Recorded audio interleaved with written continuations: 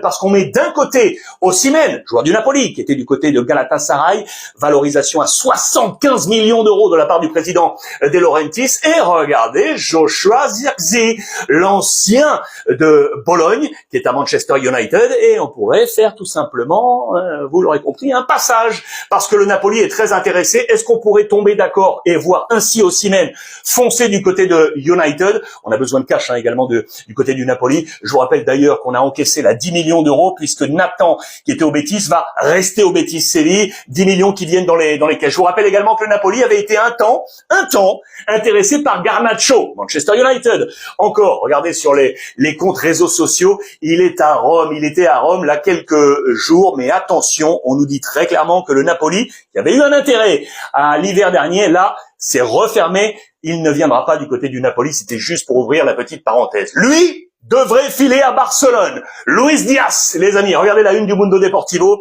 Todo a Luis Diaz. Deco, le directeur sportif, en a fait sa priorité. Il y avait plusieurs noms, vous le savez, sur la corde à linge. Il y avait notamment Nico Williams, mais il y a un gros transfert, plus les émoluments. Il devrait rester du côté de Bilbao ou filer ailleurs. On a parlé de Leao, l'international portugais de l'AC Milan. On a parlé de Rashford, vous le savez, qui était en prêt, qui ne rentrera pas à Manchester United. Mais vraisemblablement, c'est bien Luis Diaz qui devrait arriver. Et notamment, vous le savez, pour être à la concurrence avec Rafinha. Du coup, Hansi Flick veut une concurrence de l'autre côté, pour Lamine Yamal, pour laisser souffler également. Eh bien, il aurait placé son dévolu, je vous en ai parlé il y a 2 jours, sur lui.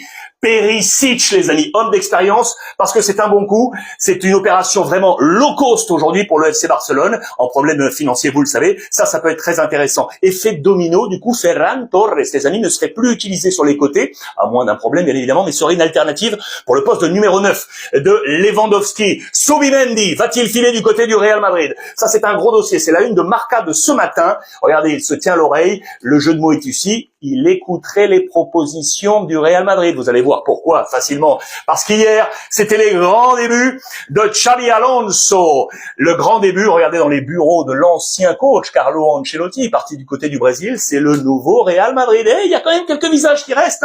Luis Llopis est resté, l'entraîneur des gardiens. Vous ne le voyez pas là, mais Antonio Pintus, le célèbre préparateur physique, est resté. Florentino Pérez l'adore. Xabi Alonso est arrivé avec son préparateur physique. Du coup, Pintus va être une sorte de performance manager. Il monte d'un cran pour gérer toute la performance du Real Madrid. Et voilà le dossier Zubimendi, les amis. Zubimendi ouvre la porte, le joueur de la Real Sociedad, et pour cause, Xabi Alonso, ancien entraîneur de la Real Sociedad, Xabi Alonso, ancien joueur de la Real Sociedad.